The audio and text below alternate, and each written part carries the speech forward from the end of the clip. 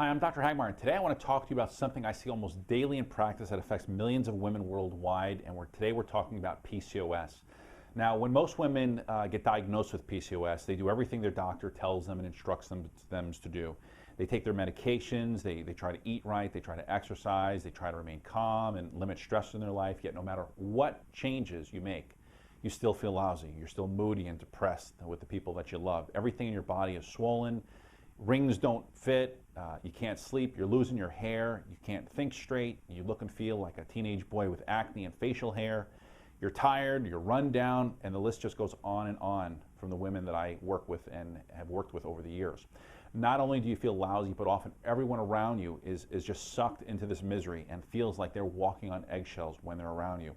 Now, if this sounds familiar, okay, you're not alone, okay? There are many, many patients and people around the world that describe this as part of their everyday occurrence and part of their life. The question is how many more months are you willing to suffer like this and put your family through that? Hopefully the answer is none. And by the end of today's video, I'm going to share with you some of the action steps that I feel are very necessary for you to start if you have PCOS, okay? So if this sounds like you, the possible culprit and cause of your PCOS, at least a contributing factor, is something called progesterone deficiency. Now, many women with PCOS know that they already have too much testosterone or too much insulin. This is why many doctors will put you on metformin. But what you might not know is that not every woman with PCOS has insulin resistance or has high blood sugar. You see, PCOS can show up in so many different ways. Some women may not get a period, others might have a cycle. Some ovulate, some don't. Some have visible cysts on their ovaries, and some don't. Some women have estrogen dominance, which is too much estrogen, and some have too little estrogen. You know, what I want to talk to you today about is, especially on this video, because I've done many other videos on these other hormones, but today I want to specifically talk about progesterone, okay? So now I know that some of you out there are saying, well, my doctor tested my progesterone levels and they were normal. Well, here's the thing. There are many reasons and there are many things that could have made your progesterone levels seem normal, okay? Timing of the month, the time that the test was done, whether it was done in the morning or in the afternoon, if the sample was blood, if it was saliva. There are many other factors and variables that come to mind, but those are the ones that you know, initially jump out at me. Now, PCOS can be worsened or caused by a progesterone deficiency. You see, progesterone is so important, not just as the need or the reason for implantation and sustaining a pregnancy, but also for keeping our immune systems healthy in the gut and balancing other hormones like your thyroid, your adrenals, estrogen and testosterone levels. What is the role of progesterone? Okay, well, if you look at this diagram of a normal woman's cycle, during the follicular phase of the menstrual cycle, which is the part between the period and the ovulation, everything you see to the left of the pink line, progesterone is pretty low. Once a woman ovulates, the sac that held the egg, called the corpus luteum, takes over and it begins to start making all this progesterone. This causes progesterone levels to go way up, and this ultimately helps a woman's prepare for implantation and a fertilized egg.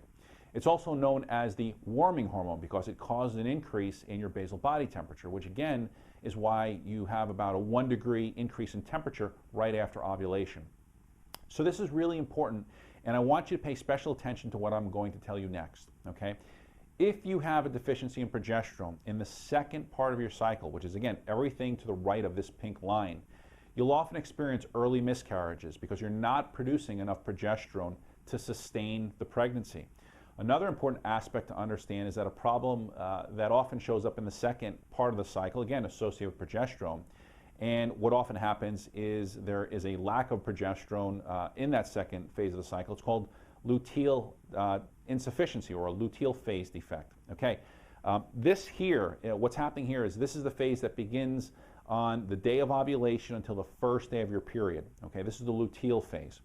When this happens, it's like a domino effect, okay? It throws off not only the second part of the cycle, but it also, again, through that domino effect, it throws off the next part of the cycle, which is now the follicular phase. This creates just an ongoing hormonal imbalance from month to month to month. And so the bottom line here is a lot can go wrong on the way to pregnancy with progesterone deficiency. If you spend some time watching my videos, you're going to notice that sometimes I refer to these problems as estrogen dominance, sometimes I refer to them as luteal deficiency and luteal phase defects, and sometimes I just simply refer to them as a progesterone deficiency. So to recap, progesterone deficiency, luteal phase insufficiency can result in any of the following symptoms: moodiness, anxiety, depression, infertility, miscarriages, menstrual cycle irregularities, including heavy and or unusual periods. They can be painful.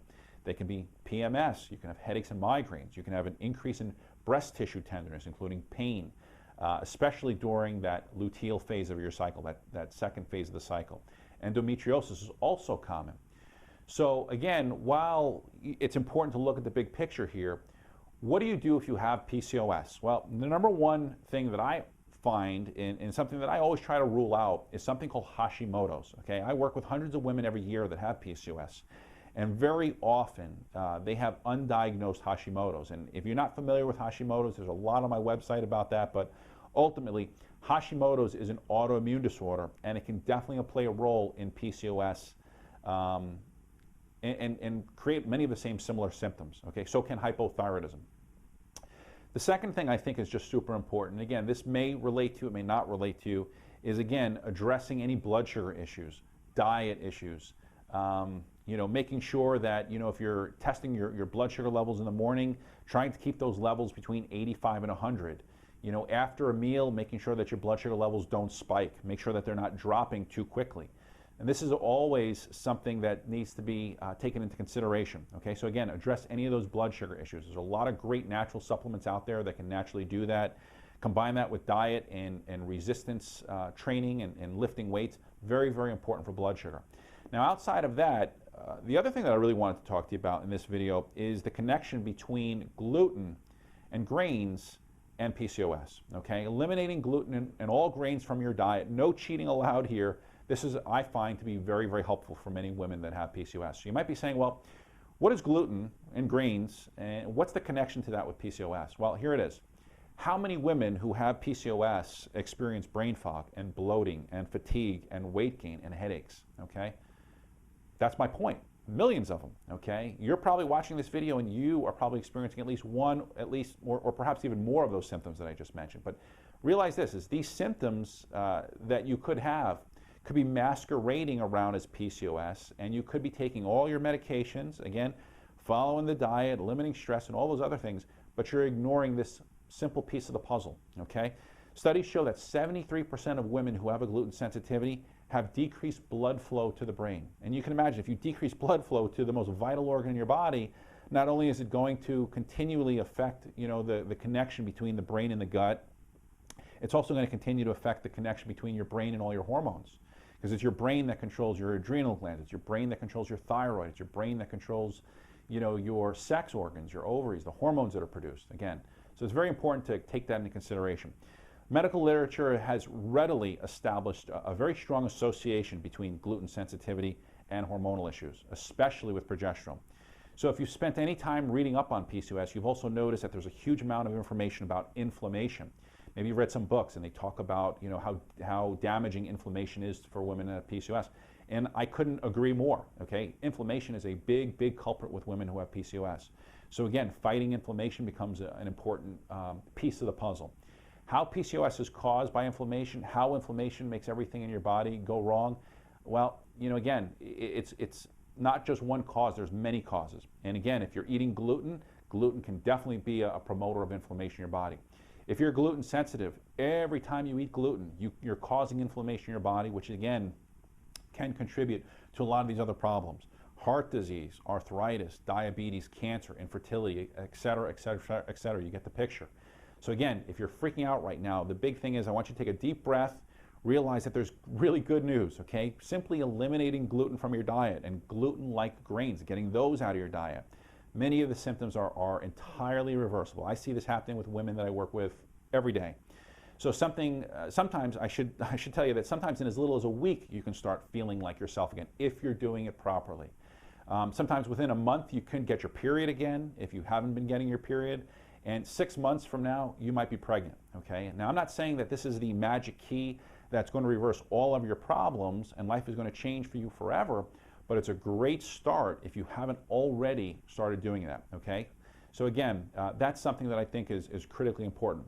So that wraps up today's video. If you've enjoyed it, if you enjoyed watching today's video, make sure that you subscribe to our YouTube channel. It's a great way to get informed about natural health.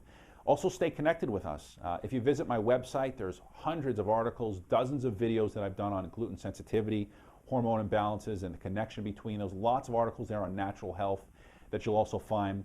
On my website, there's also a free download that's titled Hidden Sources of Gluten. This can be just an invaluable resource to you, help you understand where you find gluten, some of the everyday products, cosmetics, shampoos, soaps, things like that, that, believe it or not, have gluten and contain gluten that most people don't know about. So again, there's a right way about going on a gluten-free diet, and then there's a wrong way about going about it. And I see a lot of people going on a gluten-free diet really not doing it the way it's supposed to be done. Okay, so again, that's something that I would encourage you to do.